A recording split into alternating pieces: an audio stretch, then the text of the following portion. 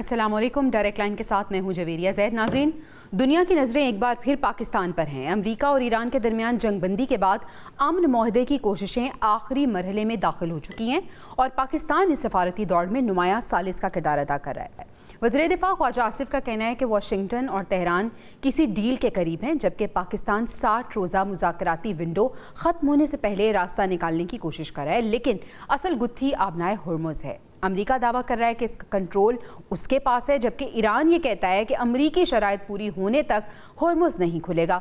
यानी सवाल सिर्फ ये नहीं कि जंग रुकेगी या नहीं, सवाल ये है कि हुर्मुज़ किसकी शराइत पर खुलेगा और क्या पाकिस्तान की सिफारतकारी से मशरिक़ वुस्ता में अमन कायम हो सकेगा, और अगर खित्ते में मज़ीद आग भड़की तो पाकिस्तान का किरदार क्या होगा। प्रोग्राम के पहले हिस्से में हम इसी को डिस्कस करेंगे। नाज़रीन, प्रोग्राम के दूसरे हिस्से में बात करेंगे जेल से इमरान खान का अकबर एस बाबर को पैगाम दिया गया है, और पैगाम भी ऐसा कि जिसने पीटीआई के जो अंदरूनी बहरान है इसकी पूरी कहानी का एक नया चैप्टर खोल दिया है। बानी पीटीआई ने मुबैना तौर पर पार्टी के बानी अरकान, नाराज रहनुमाओं और पुराने साथियों को दोबारा इकट्ठा करने का टास्क दिया है।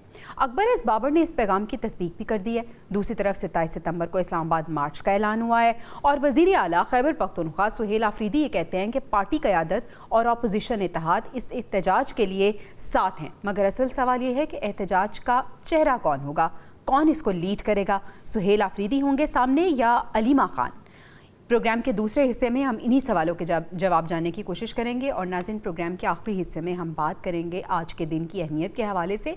आज दुनिया में आलमी यौम नौजवान मना रही है, मगर पाकिस्तान के लिए ये जश्न से ज़्यादा एहतसाब का दिन होना चाहिए, क्योंकि अदाद-ओ-शुमार चीख चीख कर बता रहे हैं कि 15 से 29 साल की उम्र के तकरीबन 58.6 मिलियन नौजवान, उनमें से 21.8 मिलियन ना तालीम में हैं, ना रोज़गार में और ना ही किसी तरबियती निज़ाम का हिस्सा है। यानी तकरीबन हर 3 में से एक नौजवान मुस्तकबिल की दौड़ से बाहर नज़र आ रहा है। इसकी वजह क्या है? आज के प्रोग्राम में इन्हीं सुलगते हुए मौज़ूआत पर हक़ाइक़ की रोशनी में तफसीली और दो टोक गुफ्तगू करेंगे। इस गुफ्तगू के लिए पैनल मेरे साथ मौजूद है। अपने पैनल का तारुफ मैं आपसे करा देती हूँ। राना मुबशर साहब सीनियर एंकर पर्सन एनालिस्ट हैं, हमें ज्वाइन कर चुके हैं।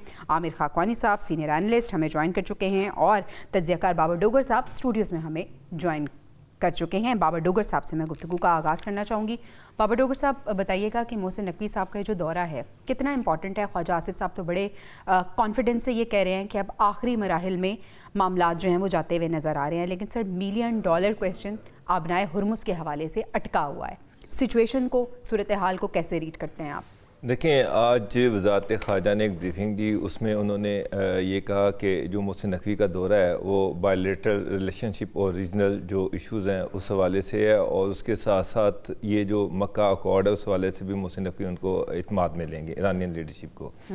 मोहसिन नकवी की उनके वज़ीर ख़ारजा और उनके प्रेसिडेंट जो हैं मसूद पज़ेश्कियान, उन दोनों से आज मुलाकात भी हुई और इस हवाले से उन्होंने ब्रीफ भी किया।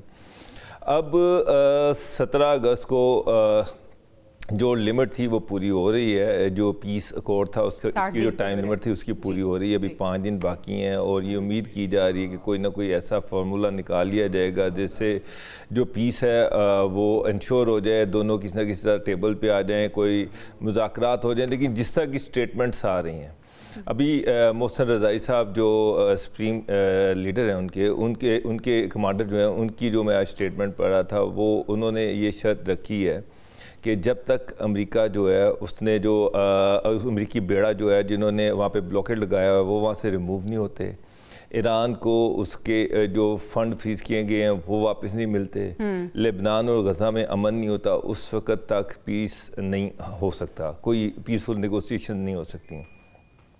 फिर ये भी स्टेटमेंट्स आ रही हैं कि जब तक ट्रंप हैं उस वक्त तक ईरान और अमेरिका के दरमियान कोई पीसफुल अकॉर्ड नहीं मुमकिन ही नहीं है।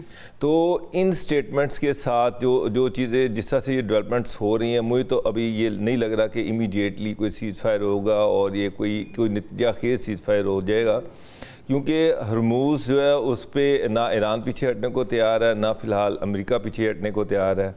और यही, और उसके बाद अब तो बात जो है वो बाबुल मंदूब तक चली गई है, वहाँ पर हौसी जो है वो भी अटैक कर रहे हैं। वहाँ पर उन्होंने अभी सऊदी जो एक मेरिट जहाज़ था उसको उन्होंने टारगेट किया जिसमें 3 पाकिस्तानी भी शहीद हुए। तो मामला खासा गंभीर है। और इसमें सबसे अहम चीज़ जो है जो वो ये है कि बाबुल मंदूब जहाँ से सऊदी टैंक को जो अटैक किया गया, इस हवाले से भी पाकिस्तान की रिजर्वेशन हैं।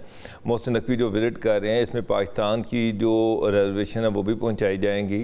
पाकिस्तान ने अब मक्का अकॉर्ड किया है जिसमें पाकिस्तान, तुर्की और सऊदी अरब शामिल हैं। उसमें ये सबसे अहम चीज़ ये है कि किसी एक पर अटैक सब पर अटैक कंसिडर किया जाएगा। और अगर हौसी ट्राइब जो हैं वो सऊदी ऑयल टैंकर्स पर अटैक करते रहते हैं तो फिर ये सिचुएशन किस साइड पे जा सकती है, ये चीज़ जो है ये भी ईरानी काउंटर पार्ट जो उनसे डिस्कस करना बड़ा ज़रूरी है। तो अगर आप ये कहें कि अगले 5 दिन में कोई बड़ा सीज फायर हो जाएगा, जो अभी तक की स्टेटमेंट्स आ रही हैं, मुझे उनसे ये नहीं लग रहा कि ये कोई फ़िलहाल इतनी जल्दी कोई सीज फायर मुमकिन है। अच्छा, बिल्कुल सही है। नेक्स्ट हमारे पास कौन है जनाब, हमें बताइएगा। खाकवानी साहब, खाकवानी साहब ने हमें ज्वाइन कर लिया। खाकवानी साहब, आपको बहुत शुक्रिया कहना चाहूँगी, आपने हमें ज्वाइन किया। सर, अमेरिका ईरान डील के करीब आपको नज़र आ रहे हैं या नहीं? और फिर सर ये भी कि अबनाए हुर्मुज़ खोलने की जो कुंजी है वो ईरान के पास है या अमेरिका के पास, कैसे देखते हैं आप?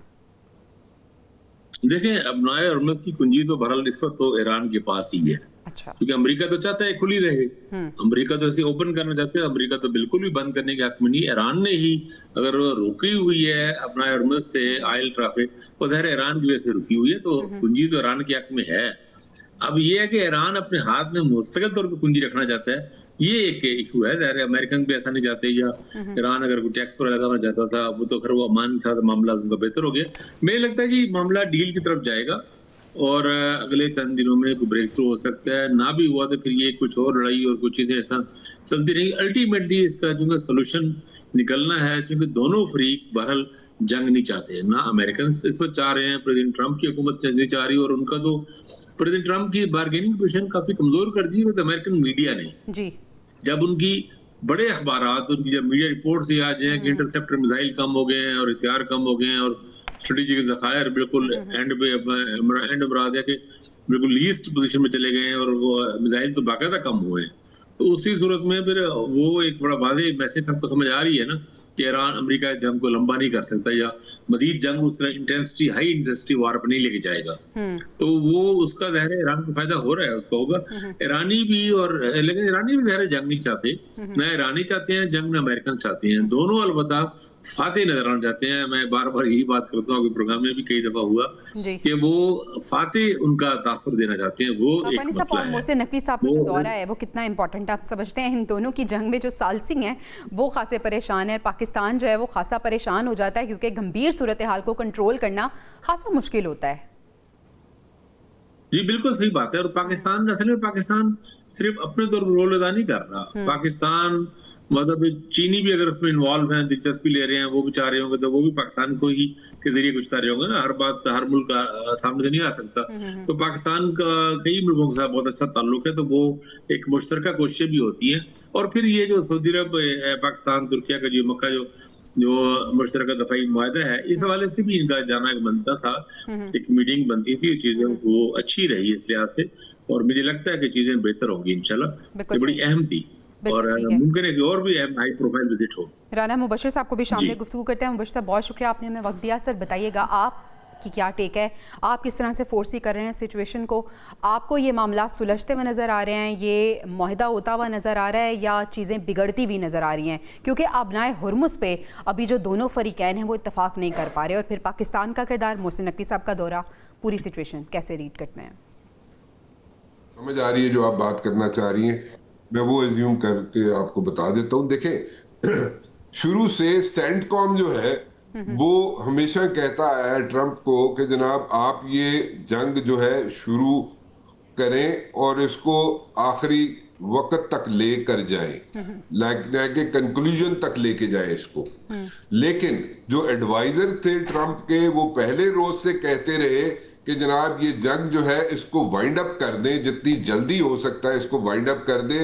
That is in the interest of United States ही।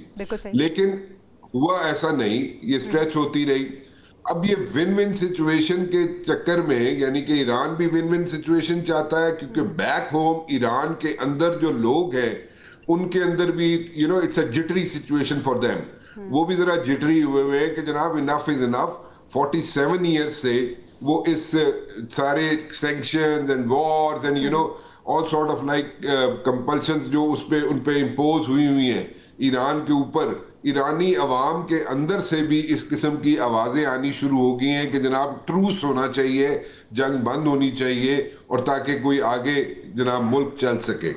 लेकिन ऑन द अदर हैंड अगर चले जाए अमेरिका की तरफ तो यू नो एक वहाँ पे प्रेशर माउंट हो रहा है अमेरिका एडमिनिस्ट्रेशन के ऊपर, ट्रंप एडमिनिस्ट्रेशन के ऊपर, बिकॉज वहाँ पे mid term elections are round the corner. अब वो वहाँ पे चाहते हैं कि अपनी आवाम को विन विन सिचुएशन दें।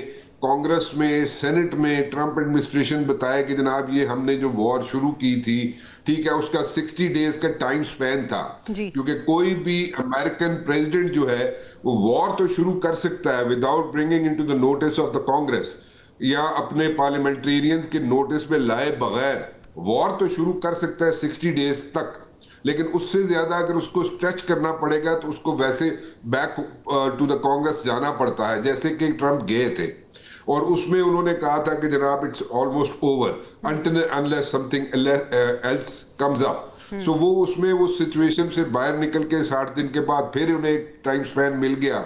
सो ये एक सिचुएशन ऐसी है in the hill when it comes to like Washington. यहाँ पे ईरान के अंदर भी बस हुई है, ईरान के अवाम भी बोलना शुरू हो गए हैं, लेकिन the point is I personally think कि जब तक इजराइल जो है वो सेटिस्फाइड नहीं होता, क्योंकि इजराइल की, अमेरिका की जो इकोनॉमी है वो किसी हद तक इजराइल पे डिपेंडेंट है। यू नो उनके जितने जूइश लॉबी है वो असर्ट करती है अमेरिकन पे, अमेरिकन इकोनॉमी पे असर्ट करती है। सो वो वहां पे एक इशू है। तो जब तक इजराइल सेटिस्फाइड नहीं होगा वो मेरे ख्याल में मुकम्मल तौर पर यू नो फॉर गुड अगर कहा जाए कि जंग बंद हो जाएगी तो I don't see that happening. हाँ, बीच वाला रास्ता पाकिस्तान निकाल रहा है, पाकिस्तान शुरू से निकालता रहा है। The plus point is touch wood Pakistan ने वो काम किया है जो 47 इयर्स के आर्च राइवल्स यानी कि ईरान और अमेरिका, उन दोनों को बिठा दिया, MOU साइन करवा दिया, ठीक है। लेकिन ये सारी चीजें जो है उस वक्त तक मैच्योर नहीं हो पाएंगी जब तक इजराइल प्रेशर अपना माउंट करना बंद नहीं करेगा या उसको अपने ऑब्जेक्टिव्स पूरे होते हुए नजर नहीं आएंगे, उस वक्त तक अमेरिकन एडमिनिस्ट्रेशन पे प्रेशर माउंट रखेगा। बिल्कुल सही है। अच्छा, हमने आलमी सूरत हाल पे तो बात कर ली, अब हम मुल्क की सियासी सूरत हाल पे बात करना चाहेंगे। और बाबर डोगर साहब, मैं आपसे सबसे पहले जानना चाहूँगी कि पाकिस्तान तहरीक इंसाफ के अंदर हमें बहुत हलचल नज़र आ रही है। जैसे ही उन्होंने अनाउंस किया है कि 27 सितंबर को उन्होंने एहतजाज करना है, उसके बाद से कुछ ना कुछ एवरीडे हैपनिंग हो रही है। अभी इमरान खान साहब का पैगाम सामने आया है, अकबर एस बाबर की वापसी हो रही है, फिर हम देख रहे हैं कि एहतजाज को लेकर भी बातें हो रही हैं, कौन लीड करेगा कौन नहीं। लेकिन सबसे पहले मैं उस पैगाम के बारे में बात करना चाहूँगी, कितना इंपॉर्टेंट है ये पैगाम, और फिर पार्टी वर्कर्स को इकट्ठा करना, पुराने साथियों को भी इकट्ठा करना, क्या मैसेज दे रहा है, क्या इंडिकेट कर रहा है ये? ऑफ कोर्स इस वक्त तहरीक इंसाफ जो बिल्कुल वाज़े तौर पर कई हिस्सों में तकसीम हुई है, बटी हुई है, और कोई पार्टी, कोई अभी तक कोई ऐसा डेमोन्स्ट्रेशन नहीं है जो कोई अच्छे तरीके से कर सकी हो। आप इसकी परफॉर्मेंस देख लें, अभी 5 अगस्त को उन्होंने एक कॉल दी थी, कॉल बुरी तरह से फ्लॉप हो गई। हर तरह की बातें हो रही हैं, पार्टी में एक दूसरे पे इल्ज़ामात लग रहे हैं। ज़्यादातर लोग एक दूसरे पे ये इल्ज़ाम लगा रहे हैं कि जी हर दूसरा लीडर जो है कंप्रोमाइज्ड है, और खान साहब को जो जेल से बाहर निकालने के लिए कोई एक कंसर्टेड एफर्ट नहीं हो सकी। और उसकी वजह ये है कि लोग जो हैं वो डिवाइडेड हैं, और लोग जो हैं उनकी डिफरेंसेस बहुत ज़्यादा हैं। अब ऐसी सूरत में जब पार्टी बहुत ज़्यादा बटी हुई है, पार्टी में डिफरेंस ऑफ ओपिनियन है, और जो पुराने लोग हैं वो वैसे डिसोलिएंट हैं, वो वैसे ही कॉर्नर हो गए हैं, नए नए चेहरे सामने आ रहे हैं, नए लोग सामने आ रहे हैं, तो एक ऐसी एफ़र्ट के जो पुराने लोग थे, वो नज़रियाती लोग जो पार्टी में नज़रिए की वजह से शामिल हुए थे, उनको वापस लेके लाया जाए उनको फोर्थ स्टेज पे लेके आए, उनको सामने लाया जाए और उनके ज़रिए से कोई मूवमेंट स्टार्ट की जाए। अच्छा, खान साहब एक मैं आपको बताऊँ, खान साहब की जेल जाने के बाद ये जो इलेक्शन हुए, इस इलेक्शन में पार्टी में बहुत सारे नए लोग आए। हाँ जी। जो ऑफ कोर्स वो नजरियाती नहीं थे। वो इस वक्त एक सोच ये थी कि ये वकील हैं, वकीलों को लेके आया जाएगा, उससे जो मामला आगे कोर्ट की तरफ जाएंगे तो ये वकील जो है वो कारनामा साबित होंगे। लेकिन वो कोई हेल्पफुल नहीं है, वो सारे लोग नजरियाती नहीं हैं, वो ऐसे लोग हैं जो मजबूरी के तहत शामिल किए गए और इस वक्त वो पार्टी पॉलिसी को डिक्टेट कर रहे हैं। तो मेरा ख्याल है कि एक ओपिनियन ये है कि पुराने लोगों को रिजरेक्ट किया जाए, दोबारा वापस लेके आया जाए और उनको उनकी मदद से नजरियाती जो वर्कर है उसको मोबिलाइज और चार्ज किया जाए। बिल्कुल सही, यानी समझ चुकी है पाकिस्तान तहरीक इंसाफ और खासतौर पे बानी पीटीआई कि अभी जो क़यादत मौजूद है वो इतनी नजरियाती नहीं है और उसके लिए पुराने और नाराज़ साथियों का साथ होना बहुत ज़रूरी है अगर पाकिस्तान तहरीक इंसाफ को मजबूत करना चाहते हैं। अपने दीगर जो पैनलिस्ट हैं उनकी राय भी मैं ज़रूर जानना चाहूँगी, लेकिन अभी हमें ब्रेक पर जाना है। ब्रेक से वापस आते हैं तो मैं खाकवानी साहब और राना मुबशिर साहब की टेक लूँगी। Stay with us. Welcome back नाज़रीन। पाकिस्तान तहरीक इंसाफ को लेकर बहुत सी बातें हो रही हैं, बहुत सी चहमगोइयाँ हो रही हैं और बहुत से सवालात हैं। राना मुबशिर साहब से मैं उनके जवाब जानने की कोशिश करूँगी, जितना वक्त है उसके मुताबिक मैं सवाल करना चाहूँगी और डिटेल में। राना मुबशिर साहब आप प्लीज़ ज़रा हमें बताइए पाकिस्तान तहरीक इंसाफ के अंदर चल क्या रहा है। अभी जो खबर आ रही है कि अकबर एस बाबर को मैसेज दिया गया है, बानी ने मैसेज दिया है कि पुराने और जो नाराज़ साथी हैं उन्हें इकट्ठा किया जाए। तो सर सवाल यह है कि पार्टी में क्या नई सफ़बंदी होने जा रही है, क्या देखते हैं आप, कैसे रीड करते हैं? नहीं, देखें, इशू ये है कि अभी वहाँ पे इतने ग्रुप्स बन गए हैं पीटीआई के अंदर। नॉर्मली हर पार्टी के अंदर होते हैं ग्रुप्स, मतलब पीपल्स पार्टी के अंदर भी हैं, नून लीग के अंदर भी हैं, कोई पार्टी आप पकड़ लें, एमक्यूएम देख लें, हर पार्टी के अंदर ग्रुप्स हैं। लेकिन इन दिस पर्टिकुलर केस अगर हम पीटीआई की सिर्फ बात करें तो पीटीआई के अंदर तो इतने ज्यादा ग्रुप्स बन गए हैं ना कि एक सिचुएशन बन गई है जिसकी वजह से जो मेन ऑब्जेक्टिव है मेन ऑब्जेक्टिव तो उनका ये था ना कि किसी ना किसी तरीके से इमरान खान को जल्दी से वो रिहाई दिलवा दे। वो उनके ऑब्जेक्टिव्स पूरे नहीं हो रहे, विच सूट्स द गवर्नमेंट। और जो गवर्नमेंट में लोग बैठे उनको सूट करता है कि ठीक है जी आपस में लड़ते रहे, बाहर की तो किसी की जरूरत है ही नहीं है इनको। सो अगर आपस में इसी तरह लड़ते रहेंगे तो फिर तो कोई ऑब्जेक्टिव अचीव नहीं होंगे। और ये जो कॉल्स है और कॉल्स देनी और बाहर अल्टीमेट कहना कि जनाब this is the ultimate call और इसमें जनाब हम वी विल ऑब्जेक्टिव अपने अचीव कर लेंगे, that's not going to happen. अब ये मसला कि जनाब कौन जाके इन सबको इकट्ठा करेगा, अब जब इकट्ठे कर लें अगर तो nothing like it, it's good for PTI. लेकिन मेरा नहीं ख्याल कि ये सबको इकट्ठे कर सकेंगे क्योंकि डिफरेंसेस इतने ज्यादा हैं कि वो एक बंदा कोई भी, एक अकबर साहब हो या कोई भी हो, वो उनको सॉर्ट आउट नहीं कर सकेंगे। इट्स अ टीडियस जॉब, ये नहीं हो सकेगा, मुश्किल है। तो राना मुबशिर साहब अगर पुराने लोग आते हैं और नाराज साथी जो हैं वो आते हैं तो आपको लगता है वो कुछ कर दिखाएंगे? देखें, पुराने जो लोग हैं ना, जैसे पुराने लोग थे इमरान इस्माइल का, चौधरी, अपना ये Fawad Chaudhry and all these guys, you know, इनकी बातें जो हैं वो समझ आती थी इमरान खान को। ये लोग उससे लड़ते भी थे, उससे बहस भी करते थे इमरान खान से, उसको समझा भी लेते थे। ये जो नए लोग हैं उनकी वो मुश्किल हो जाता है उनके लिए। वो वहां पे जाके सिर्फ जाके बैठ सकते हैं, सुन सकते हैं और एक ट्रू पिक्चर जो होती है बाहर की, एक रियलिटी चेक भी देना होता है ना लीडर को। रियलिटी चेक जो है वो लीडर को कोई नहीं दे रहा है इस वक्त। रियलिटी चेक देने वाला अगर कोई बंदा होता तो मेरे ख्याल में कब से ये इमरान खान बाहर होता, छूट चुका होता। लेकिन ऐसा है नहीं, इशू है। बिल्कुल सही है। खाकवानी साहब, रियलिटी चेक कौन देगा? पुराने और नाराज साथियों को वापस लाने की बातें हो रही हैं। अगर पुराने और नाराज साथी वापस आते हैं तो आपको लगता है कि पार्टी जो बहरान का शिकार है, बहरान से बाहर निकल पाएगी और फिर बानी की रिहाई भी मुमकिन हो पाएगी, रास्ता कोई क्रिएट होगा? देखिए, मुझे तो ये कहानी बहुत ही मुज़क्कर-खेज़ और सच्ची बात ये बचकाना लग रही है। अकबर ऐसा बाबर की सियासी हैसियत ही क्या है? यकीन से कहा जा सकता है कि वो यूनियन काउंसिल की काउंसलर भी नहीं बन सकते। एक बंदा जो यूसी काउंसलर बनने की भी सलाहियत नहीं रखता, वो पार्टी मुनज़्ज़म करेगा, लोग जमा करेगा। अच्छा, फिर जिसमें उसने तहरीक इंसाफ को डैमेज किया अकबर एस बाबर ने, तहरीक इंसाफ को जो बेड़ागार हुआ है सारा, उसमें बहुत बड़ा हिस्सा अकबर एस बाबर का है। उन्होंने शदीद तरीन मुखालफत की, हर वो पीठ पे छुरा घोंपा इमरान खान के भी और पीटीआई को, सब कुछ।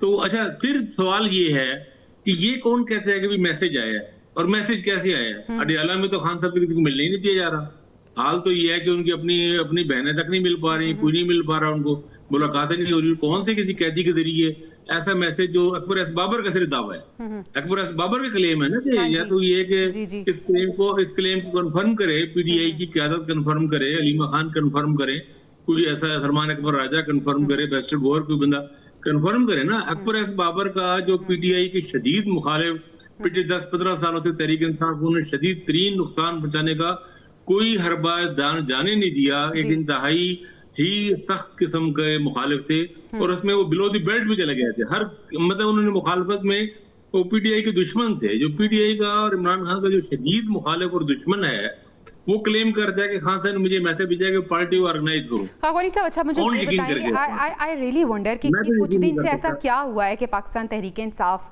मुतहरिक भी हो गई है, इस हवाले से हमें बातें भी सुनने को मिल रही हैं। चलें र्यूमर ही सही कि जी पैगाम आ गया है, फिर अब ये जो एहतजाज होने जा रहा है इसके हवाले से भी बड़ी चहम गई है। ये तो ये कुछ दिन बड़े इंपॉर्टेंट हुआ। देखिए बात ये है कि तहरीक इंसाफ के बानी को कैद हुए 3 साल हो गए हैं, तो 3 साल बाद भी अगर वो एहतजाज करने के लिए, और जो पिछला उनका जो 26 नवंबर आ रहा था उसको भी गालबन 2 साल तो हो गए हैं, तो अब भी अगर एहतजाज ना करेंगे तो फिर वो करेंगे। असल में पीटीआई के अंदर बहुत दबाव है, वर्कर और सारे लोग जो भी, खासतौर पर केपी में हुकूमत चूंकि एक ही सूबे की इनके पास है, हर वजीर आला पे ये दबाव होता है कि आप कुछ करो, आप निकलो और कोशिश करो, और जाहिर है वो कोशिश नहीं कर रहे, वो बैठे हुए हैं, वो टकराव से बचना चाह रहे हैं, गुजारा करना चाह रहे थे, लेकिन उनको प्रेशर इतना है कि कुछ ना कुछ इनको करना पड़ेगा। एक तो ये है दबाव है, और दबाव की एक रियल रीजन है, मतलब रीजन जो है ना, देखिए ना खान साहब की बीमारी का मसला रहा, आंख की बीमारी का, सब चीजों का, किसी से कोई मुलाकात हुई नहीं, थोड़ी सी हमारी हुकूमत की भी टू मच सख्ती रही है, बिल्कुल यानी तो एक बुनियादी एक तिबी तौर पे, तिबी मेडिकल बेस पे तो बस मुलाकात तो हो जाने देते। उस वक्त क्या था, मतलब अस्पताल में पेम्स में एडमिट करा देते 2-4 दिन के लिए, वहाँ पे खान साहब की मुलाकात उनकी बहनों से हो जाती, पार्टी लीडरों से हो जाती, कौन सा उसमें आ जाता। थोड़ा सा नरम रवैया रखना चाहिए। कह रहे हैं भाई हमारी मुलाकात करा दें, हम बाहर आके कोई बात नहीं करेंगे, कोई प्रेस कॉन्फ्रेंस नहीं करेंगे। डोगर साहब का पॉइंट मुलाकात, जी जी जी, एक बार तो मौका दे देना चाहिए था ना, एक बार तो मौका दे देना। अगर वो प्रेस कॉन्फ्रेंस करे तो अगली बार ना करें, जो आप 6 महीने पाबंदी लगा दें। अच्छा, दूसरी ये है कि ये जो बात कही जा रही है ना कि नाराज लोगों को, अच्छा देखें बात ये है कि वो कितने, ये जब नाराज लोग, जब अकबर एस बाबर की तहरीक इंसाफ थी, तब तहरीक इंसाफ ऑलमोस्ट एक टांगा पार्टी थी, एक सीट उसके पास थी। खान साहब को 2002 का इलेक्शन तो बुरी तरह, मतलब उसमें सिर्फ एक ही सीट से 97 का इलेक्शन बुरी तरह हार चुके थे। 2002 के इलेक्शन में मियां वाली की एक सीट जिसमें हफीजुल्लाह नियाजी का भी बड़ा किरदार था, और नियाजी फैमिली का और मियां वाली के लोगों ने वो किया, तो वो उसके बाद तहरीक इंसाफ तो बनी ही बाद में है। तहरीक इंसाफ 2011 के बाद तहरीक इंसाफ बनी, उसमें अकबर एस बाबर कहाँ था, तो कहाँ थे, यानी चलो मैं एहतराम से इनको इस्तेमाल करता हूँ, और भी दूसरे लोग सारे। देखिए ये एक तो ये है कि जो लोग अभी 2022 के बाद अलग हुए हैं, फवाद चौधरी हैं, इमरान इस्माइल हैं, ये लोग चलो कम से कम उनमें से कुछ लोगों की पॉलिटिकल बर्थ तो है ना, वो एटलीस्ट इलेक्शन लड़ सकते हैं, इलेक्शन जीत सकते हैं, कम से कम कुछ वोट बैंक उनका है, उनकी सियासी अहमियत है। तो अकबर एस बाबर और ये र्यूमर ही सही। बाबर डोगर साहब, आपके समझते हैं पुराने साथी जो हैं और नाराज साथी जो हैं, उनकी क्रेडिबिलिटी है, अगर वो पार्टी में दोबारा आते हैं तो यकीनन ये जो बहरान है इससे निकालेंगे। और फिर आपसे मैं एहतजाज के हवाले से भी पूछना चाहूँगी, किस तरह से देखते हैं, कितना सक्सेसफुल होगा 27 सितंबर का एहतजाज पाकिस्तान तहरीक इंसाफ का, कौन लीड करेगा इसे? जहाँ तक आपने अकबर एस बाबर की बात की, पुराने साथियों की बात की, तो जितने पुराने साथी हैं वैसे वो तो सारे जेल में हैं। हकीकत देखा जाए तो वो सारे जेल में हैं, या फिर चंद एक हैं जो जैसे फवाद चौधरी साहब हैं, या चंद एक हैं जो बाहर हैं, मेजोरिटी तो वैसे जेल में बंद है। बिल्कुल सही। तो आमिर खाकवानी साहब ने बिल्कुल सही बात की, मैं बिल्कुल उनसे सहमत हूँ कि अकबर एस बाबर साहब को पहले तो बात यह है कि कोई मुलाकात ही नहीं हुई खान साहब की, तो मैसेज कहाँ से पहुँच गया, और ये भी उनका सेल्फ क्लेम मैसेज है, मेरा मतलब कि किसी बड़ी पार्टी लीडरशिप ने उसको एंडोर्स नहीं किया। बिल्कुल सही। तो अगर मुतहरिक करना है तो घर में बैठे लोग, मुझे तो कोई ऐसे पॉलिटिकल वर्कर नज़र नहीं आ रहे पीटीआई के जो पुराने थे और बड़े मुतहरिक थे, और वो घर में आए, ज़्यादातर तो जेल में हैं। दूसरी बात आपने कही कि अगर पीटीआई बाहर निकलती है, हाँ जी, सवाल तो फिर यही है कि उसको मोबिलाइज कौन करेगा, वर्कर को चार्ज कौन करेगा। पंजाब में इन्होंने 5 अगस्त को कॉल दी, आप देखें बुरी तरह से फ्लॉप हो गई। यहाँ पे कोई एक ऐसा लीडर नहीं है जो कि पार्टी को फ्रंट से लीड कर सके। मुझे नहीं पता कि KPK में उनके जो चीफ मिनिस्टर हैं वो किस हद तक इफेक्टिव होंगे, लेकिन पंजाब 12 करोड़ आबादी का सूबा है, सबसे बड़ा सूबा, PTI की सबसे ज़्यादा स्टेक यहाँ पर है, और यहाँ पर फ़िलहाल PTI कोई इम्प्रेसिव शो नहीं कर सकी। बिल्कुल सही। और वर्कर भी यहाँ पर अब निकलने को तैयार ही नहीं है, क्योंकि कोई मोटिवेशन नहीं है, कोई मोबिलाइजेशन नहीं है, कोई वर्कर को चार्ज नहीं किया जा रहा। तो इस तरीके से वर्कर का निकलना जो है वो मुज़ाकरात की राह हमवार हो सकती है। मुज़ाकरात किससे करने हैं? खान साहब तो मेरा मतलब वो तो एक पहली बात तो ये है कि PTI में खान साहब के अलावा किसी को कोई मैंडेट है ही नहीं है मुज़ाकरात करने का। किसी के पास किसी का पल्ला ही कुछ नहीं है कि वो मुज़ाकरात करे। बिल्कुल सही। खान साहब जो है उनकी एक ही डिमांड है, वो डिमांड ये है कि जनाब या तो गवर्नमेंट मुझे दे दी जाए या फिर इलेक्शन करवा दिए जाए। तीसरी तो बात ही कोई नहीं है। अब मुझे एक बात बताएं, और तीसरी बात ये, वो गवर्नमेंट से मुज़ाकरात करना ही नहीं चाहते। वो कहते हैं इस गवर्नमेंट से मैं मुज़ाकरात नहीं करना चाहता, मैं उनसे करना चाहता हूँ जो पीछे हैं। बिल्कुल सही। अब उसका जवाब जो है DG ISP बहुत दफ़ा दे चुके हैं। तो वो जो मुज़ाकरात वाली बात है और जो चीज़ें हैं, मुझे तो नहीं लग रहा कि इस पर कोई ब्रेक थ्रू हो सकता है। जो खान साहब पीछे हटने को तैयार नहीं है, गवर्नमेंट के पल्ले कुछ नहीं है, पार्टी लीडरशिप के पल्ले कुछ नहीं है। की सूरत हाल नजर आ रही है। नाज़रीन, ब्रेक पर जाना है, ब्रेक से वापस आएंगे तो आपको बताएंगे कि आज दुनिया जो है वो यौम नौजवानान मना रही है। क्या पाकिस्तान इसको मना सकता है? इस सवाल का जवाब जानेंगे, पैनल की राय इस पे लेंगे। ब्रेक के बाद stay with us. Welcome back नाज़रीन। आज दुनिया आलमी यौम नौजवानान मना रही है, मगर पाकिस्तान के लिए ऐसा लगता है कि जश्न से ज़्यादा एहतसाब का दिन होना चाहिए, क्योंकि अदादोशुमार चीख चीख कर बता रहे हैं कि 15 से 29 साल की उम्र के तकरीबन 58.6 मिलियन जो यंगस्टर्स हैं, उनमें से 21.8 मिलियन ना तालीम हासिल कर रहे हैं, ना रोज़गार है उनके पास, और ना ही किसी तरबियती निज़ाम का वो हिस्सा है। यानी तकरीबन हर 3 में से एक नौजवान फ्यूचर की दौड़ से बाहर नज़र आ रहा है। और इसकी वजह क्या है, आज पैनल से हम यही जानने की कोशिश करेंगे। राना मुबशर साहब, सबसे पहले मैं आपसे जानना चाहूँगी कि ये जो 21.8 मिलियन नौजवान हैं जो ना पढ़ रहे हैं, ना कोई काम कर रहे हैं, ना कोई हुनर सीख रहे हैं, और फिर जो पढ़ के बाहर आते हैं, जब मार्केट में आते हैं तो उनके लिए कोई जॉब नहीं है, जो जॉब होल्डर्स हैं उनकी प्रॉपर सैलरीज नहीं है, तो सर जिम्मेदार कौन है इसका?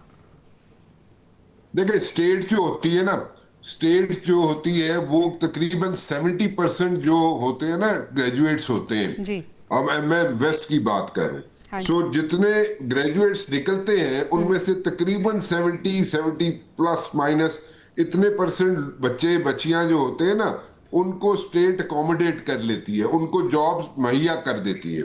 बाकी जो बच जाते हैं उनमें से कुछ एंटरप्रेन्योर्स बन जाते हैं, कुछ बिजनेसेस अपने शुरू कर देते हैं, कुछ जनाब और किसी ना किसी जगह पे एडजस्ट हो जाते हैं, लाइक 30% प्लस माइनस। सो स्टेट जो है, लेकिन मेजर परसेंटेज जो है स्टेट जो है उनको अकोमोडेट करती है।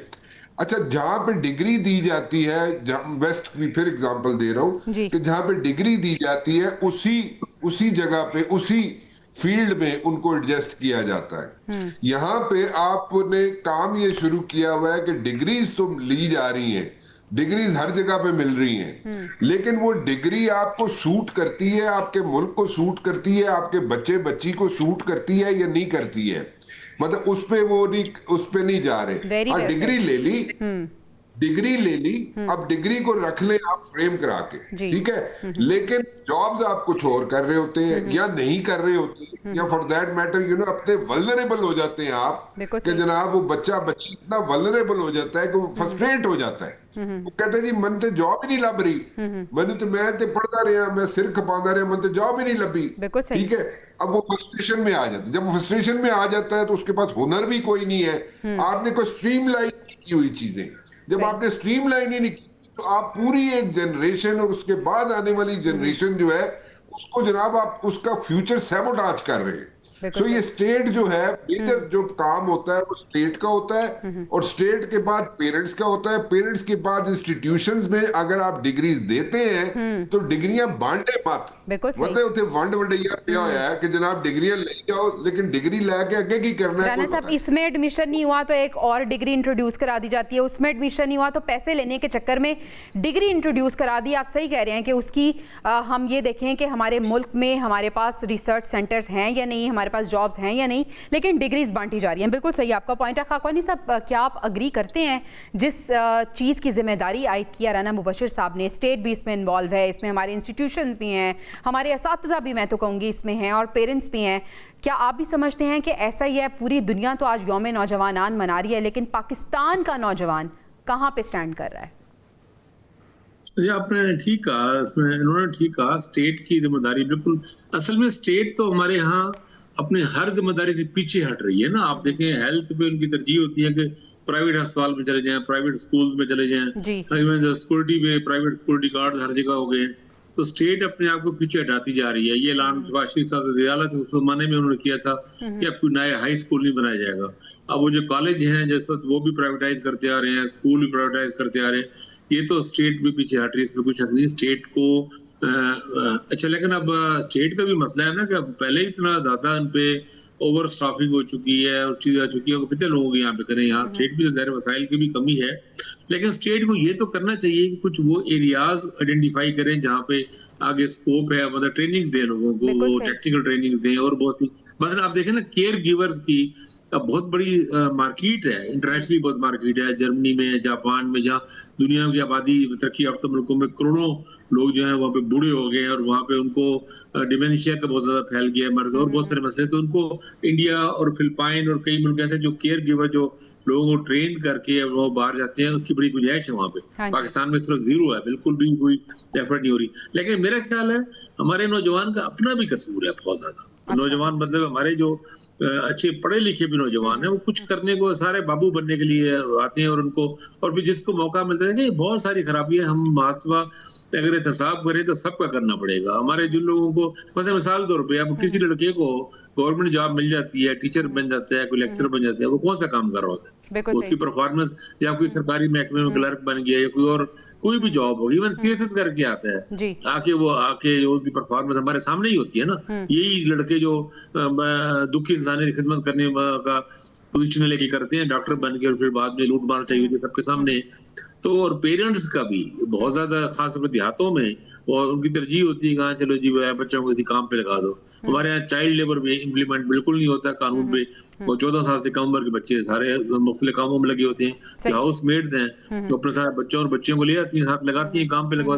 बहुत सारे मसाइल हैं, एक बहुत बड़ा प्लान की जरूरत है। लेकिन कम से कम हमें ये तो हम करें ना, जो लाखों बल्कि कई मिलियन लोग जो पढ़े लिखे लोग भी हैं, जॉबलेस, उनको तो कम से कम हम किसी खाते लगाए ना, उनके लिए तो भी सोचे। बिल्कुल ठीक है। राना साहब कुछ ऐड करना चाह रहे हैं, फिर मैं डोगर साहब की तरफ आऊंगी। जी राना मुबशिर साहब। देखिए, ये मेरे I don't agree with this thing कि बच्चे बच्चियों की गलती है। नहीं, बच्चे बच्चियों की गलती नहीं है। अच्छा। बच्चे बच्चियों की गलती उस हद तक है सिर्फ जिस हद तक उन्होंने अपनी डिग्री चूज करनी है, ठीक है, बस दैट्स इट। उसके अलावा अगर कहा जाए कि उनकी कोई गलती है, नहीं, उनकी गलती नहीं है।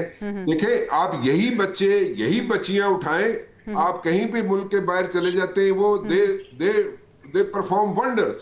वो जनाब रुकते ही नहीं है, देयर इज नो स्टॉपिंग, ठीक है। तो यहाँ पे क्या हो गया? यहाँ पे ये हो गया कि यहाँ पे आपने उनको रोक दिया, उनको वो नहीं रहा, उनका एतबार नहीं है, उनको एतबार नहीं है कि मैंने ये फलां डिग्री ABC डिग्री ली है और मुझे इसी डिग्री के नतीजे में इसी तरह की मुझे जॉब मिलेगी। वो उसको मेरिट यहाँ पे फॉलो नहीं हो रहा, ठीक है। जब मेरिट फॉलो नहीं हो रहा तो फ्रस्ट्रेट हो रहा है ना, उसने फ्रस्ट्रेशन में ही जाना है ना, फ्रस्ट्रेट हो रहा है। तो लेकिन बाहर जाता है, उसको वही जॉब मिलती है, वहां पे वो इतना परफॉर्म करता है कि वो जनाब is like doing wonders over there. तो वो और राना साहब, अगर हम इस गलती की भी बात करें कि जो हम नौजवानों की कह रहे हैं कि डिग्री को सिलेक्ट करते हुए, तो मुझे अपना ज़माना भी याद आ गया कि उस वक्त भी बच्चों के पास कोई गाइडेंस नहीं होती है, उन्हें प्रॉपर बताया नहीं जाता कि आप ये करें तो ये होगा, ये करें तो मुझे वो ज़माना याद है कि इतनी कन्फ्यूजन होती है बच्चों के दिमाग में।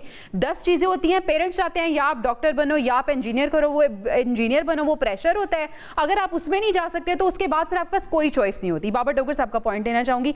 बाबर डोगर साहब, ये बहुत से मसले मसाइल हैं जो इस मुल्क में हमारा नौजवान भी फेस कर रहा है, सिस्टम की भी खराबी है, आप कैसे देखते हैं इसे?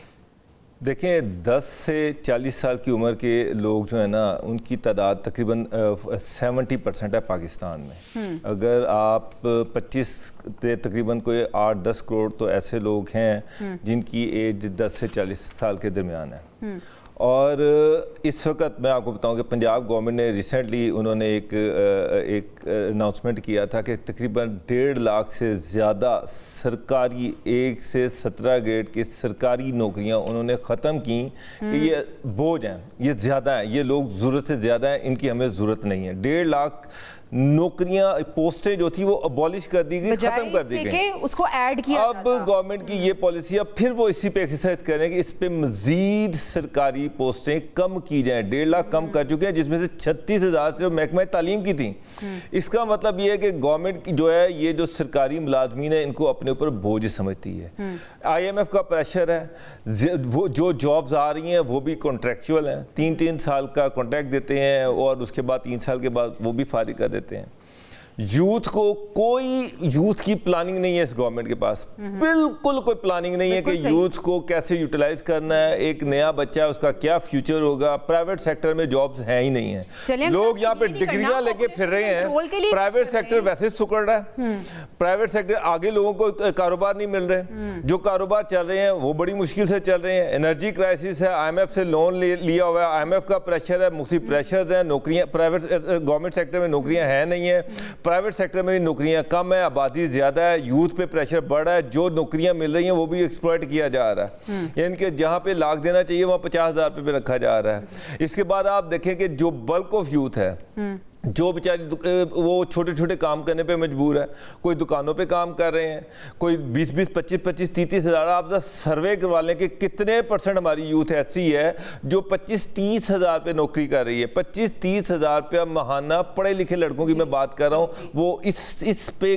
काम करने को मजबूर है। डिप्रेशन का आप जिस मर्जी बच्चे से पूछ लें, वो बाहर जाने के लिए तैयार है। वो ये ख्वाब देख रहे हैं कि किसी तरीके से मैं यहाँ से निकल जाऊँ, बाहर चला जाऊँ, मेरा फ्यूचर बन जाएगा। मुझे कोई ऐसी यूथ नहीं नजर आई जो कि जनाब हम यहाँ पे हमारा फ्यूचर है। आप जितने मर्जी सर्वे कर लें, किसी 100 बच्चों को पकड़ लें, उसमें से 80% जो है वो बाहर जाने के ख्वाहिशमंद है, क्योंकि यहाँ पर पाकिस्तान में कोई फ्यूचर नजर नहीं आ रहा। पाकिस्तान का यौम आज़ादी भी मनाने वाले हैं, 79 ईयर्स हो गए हैं।